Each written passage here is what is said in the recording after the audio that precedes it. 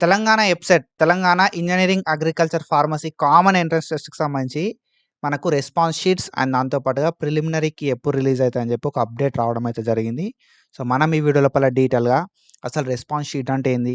Preliminary key అంటే ఏంది? ఈ రెండిటిని మనం ఎట్లా యూజ్ చేసుకోవాలి? మనకు ఈ ప్రిలిమినరీ కీ అండ్ దాంతో పాటు రెస్పాన్స్ షీట్ అనేది ఎప్పుడు రిలీజ్ అయితదని చెప్పి ఈ వీడియో లోపల డీటెయిల్‌గా మాట్లాడుకుందాం. సో, మనం ప్రీవియస్‌గా తెలంగాణ ఎబ్సెట్‌కి సంబంధించి చాలా వీడియోస్ చేసుకున్నాం. 25లో చేసుకున్నాం. 26 లోపల చేసుకుంటున్నాం. సో, 26 లోపల ఫర్దర్‌గా ఏ అప్డేట్స్ వచ్చినా కూడా మనం వీడియోస్ అయితే చేసుకుంటాం.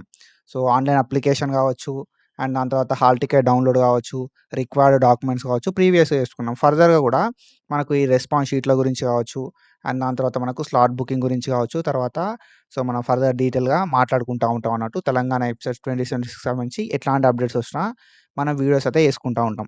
ఓకేనా? సో, నెక్స్ట్ వీడియోస్ లోపల ఏంది కదా అంటే మనకు ఏ షిఫ్ట్ ఎట్లా వచ్చిందని చెప్పి అనాలిసిస్ అయితే ఉంటది. సో, మనకు 4థ్ మే రోజు అండ్ దాని తర్వాత 5థ్ మే రోజు. అండ్ దాని తర్వాత మన నెక్స్ట్ వీడియోస్ లోపల డీటెయిల్‌గా ప్రిలిమినరీ కీ గురించి మాట్లాడుకుంటాం.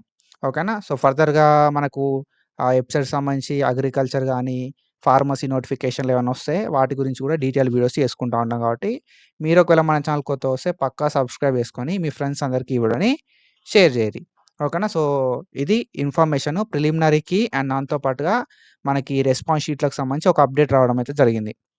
సో, ఏంది గదా అప్డేట్ అని చెప్పి మనం డీటెయిల్‌గా మాట్లాడుకుందాం. ఫస్ట్ ఏందంటే మీకు ఐడియా రావాలి గదా! అసలు ప్రిలిమినరీ కీ అంటే ఏంది? అనేది మీకు తెలవాలే. ఓకేనా? సో, ప్రిలిమినరీ కీ అంటే ఏంది? రెస్పాన్స్ షీట్ అంటే ఏందని చెప్పి మీకు తెలవాలే. సో, ప్రిలిమినరీ కీ అంటే ఏందంటే అఫీషియల్‌గా ప్రతి క్వెషన్‌కి ఓకేనా? సో, అఫీషియల్‌గా ప్రతి క్వెషన్‌కి ఆన్సర్ ఏంటిది అని చెప్పి చెప్పేదాన్ని ఏందంటే ప్రిలిమినరీ కీ అంటరు. ప్రతి క్వెషన్‌కి ఆన్సర్ ఏంటిది అని చెప్పి చెప్పేదాన్ని ప్రిలిమినరీ కీ అంటాం. సో, ఇది ఏ షిఫ్ట్ అయినా గూడా ఓకేనా? సో, మనకు 4థ్ మే రోజు 2 షిఫ్ట్‌లయినాయి. 5థ్ మే రోజు మనకి 2 షిఫ్టో, ఒక షిఫ్టో ఉందన్నట్టు. సో, మనకెన్ని షిఫ్ట్‌లుంటే అన్ని షిఫ్ట్‌లకు సంబంధించి సో, ప్రతి షిఫ్ట్‌కు ఓకేనా? 4థ్ మే రోజు ఫస్ట్ షిఫ్ట్ లోపల ఏ క్వెషన్స్ వచ్చినాయని చెప్పి మనకు సబ్జెక్ట్ వైస్ క్వెషన్స్ వస్తాయి. ఆ క్వెషన్స్‌తో పాటు ఆన్సర్ ఏంటిది అని చెప్పి కూడా అఫీషియల్‌గా రిలీజ్ చేయడం అయితే జరుగుతదన్నట్టు. ఓకేనా?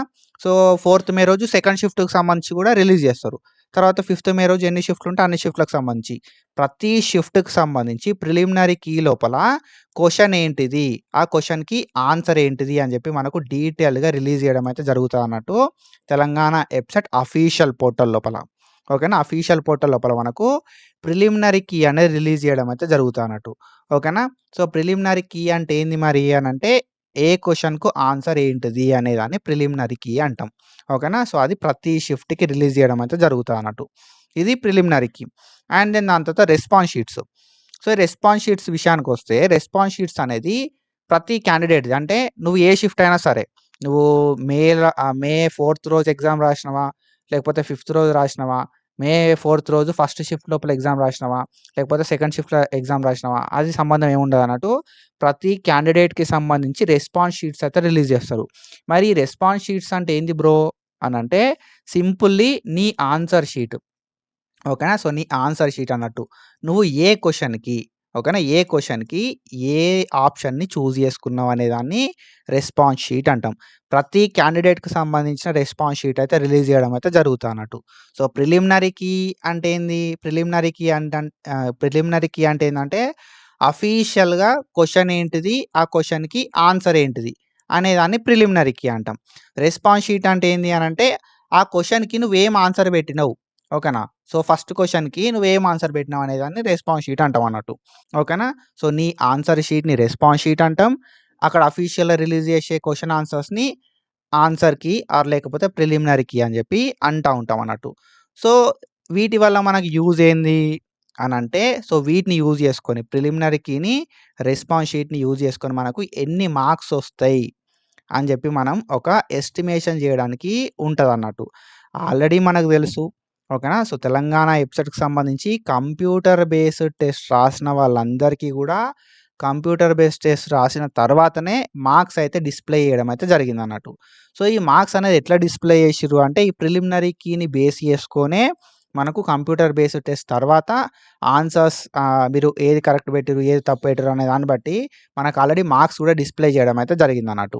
ఓకేనా? సో, మనకు ఆల్రెడీ ఈ ప్రిలిమినరీ కీని అండ్ దాంతో పాటుగా మనం రాసిన కంప్యూటర్ బేస్డ్ టెస్ట్‌ని బేస్ చేసుకొని మార్క్స్ అయితే వాళ్ళు మనకు చూపెట్టడం అయితే జరిగిందన్నట్టు ఎగ్జామ్ తర్వాత. అండ్ నౌ మీకేదన్నా ఆ మార్క్స్ మీద డౌట్ ఉన్నదనుకో, మనకేందంటే అఫీషియల్‌గా ఈ ప్రిలిమినరీకి గాని, రెస్పాన్స్ షీట్ గాని రిలీజ్ అవ్వగానే మనమైతే చెక్ జేసుకోవడానికి ఛాన్స్ అయితే ఉంటదన్నట్టు. సో, మరి ఎప్పుడు రిలీజ్ అయితాయంటే అన్ని ఎగ్జామ్స్ అయిపోవాలి. ఓకేనా? సో, మనకు అగ్రికల్చర్‌కి సంబంధించి 4థ్ మే రోజు, 5థ్ మే రోజు డిఫరెంట్ షిఫ్ట్స్ లోపల ఎగ్జామ్ అయితే కండక్ట్ చేస్తున్నారు గదా! సో, ఈ 4థ్ మే రోజు, 5థ్ మే రోజు అయిపోయిన తర్వాత ఇంజినీరింగ్ వాళ్ళది 11థ్ మే రోజు మనకు ఈ ఇంజినీరింగ్ వాళ్ళయి గూడా కంప్లీట్ కావడం అయితే జరుగుతాదన్నట్టు. సో, ఇవంతా అయిపోయిన తర్వాత మనకి 12థ్ మే రోజు ఓకేనా? సో, 12థ్ మే రోజు మనకు ఈ ప్రిలిమినరీకి అండ్ దాంతో పాటుగా రెస్పాన్స్ షీట్ అనేది రిలీజ్ కావడం అయితే జరుగుతదన్నట్టు. ఓకేనా? సో, మీకొచ్చిన మార్కులు మీకు గుర్తుకు లేకపోయినా సీబీటీ తర్వాత మార్కులు వాళ్ళు రివీల్ చేషిర్రు. ఓకేనా? ప్రిలిమినరీకిని బేస్ చేసుకొని. సీబీటీ తర్వాత వచ్చిన మార్కుల మీద మీకు డౌట్ ఉన్నా, లేకపోతే సీబీటీ తర్వాత వచ్చిన మార్కులు మీకు గుర్తు లేకపోయినా మీరేం చేయాల్సి ఉంటది అంటే ప్రిలిమినరీకి రిలీజ్ అయిన తర్వాత, రెస్పాన్స్ షీట్ అనేది రిలీజ్ అయిన తర్వాత, మీ రెస్పాన్స్ షీట్‌లో చూసి మీరు ఏ ఆప్షన్ పెట్టిర్రు.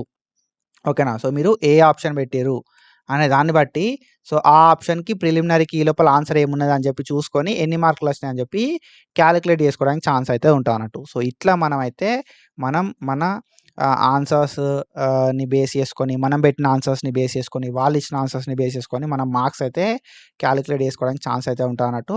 సో, ప్రిలిమినరీ కీ అనేది ఎట్లుంటది అనే పీడీఎఫ్ నా దగ్గర లేదు గానీ రెస్పాన్స్ షీట్ పీడీఎఫ్ అయితే ఉందన్నట్టు. సో, రెస్పాన్స్ షీట్ అనేది ఎట్లుంటది అంటే మనకు సంబంధించి క్వెషన్ నంబర్ ఉంటదన్నట్టు. క్వెషన్ నంబర్ ఉంటది, క్వెషన్ ఉంటది, క్వెషన్‌కి సంబంధించిన ఆప్షన్స్ ఉంటాయన్నట్టు. ఓకేనా? ఆప్షన్స్ లోపల నువ్వే ఆప్షన్ పెట్టినావు అని చెప్పి ఉంటదన్నట్టు. ఓకేనా? సో, ఇక్కడ మనం ఏం ఆప్షన్ పెట్టినాం? ఆప్షన్ 3 అనేది మనం చూజ్ చేసుకున్నాం. కానీ కరెక్ట్ ఆన్సర్ ఏంటిది? 2 అనేది కరెక్ట్ ఆన్సర్ అన్నట్టు. ఓకేనా? సో, మన రెస్పాన్స్ షీట్‌లో గూడా వాళ్ళు ఇవ్వడం అయితే జరుగుతదన్నట్టు. అండ్ ఇక్కడ మనం చూసుకుంటే క్వెషన్ నంబర్ 11 అని చెప్పి ఉన్నది. ఇక్కడ మనకు క్వెషన్ ఇచ్చిర్రు. క్వెషన్ ఇచ్చిన తర్వాత మనకు 4 ఆప్షన్‌లు ఇచ్చిర్రు. 1, 2, 3, 4 అని చెప్పి. ఈ 4 ఆప్షన్‌లలో నువ్వేం పెట్టుకున్నావు? 2 అనేది నువ్వు పెట్టుకున్నావు. ఓకేనా? సో, ఇక్కడ నువ్వేం పెట్టుకున్నావు గదా! అంటే 2 అనే ఆప్షన్‌ని చూజ్ చేసుకున్నావు. అండ్ కరెక్ట్ ఆన్సర్ ఏంటిది? 2 అనేది కరెక్ట్ ఆన్సరు. ఓకేనా? సో, నువ్విక్కడ ఏం చూజ్ చేసుకున్నావు అని చెప్పి చూపెడతది. ఓకేనా? సో, నువ్విక్కడ ఏం చూజ్ చేసుకున్నావు అని చెప్పి చూపెడతది. కరెక్ట్ ఆన్సర్ ఏంటిది అని చెప్పి చూపెడతది. ఇక్కడ చూజ్ చేసుకున్నది కరెక్ట్ ఆన్సర్ 2 మ్యాచ్ అయినప్పుడు మాత్రమే మీకొక మార్క్ అనేది యాడ్ అయితదన్నట్టు. ఓకేనా?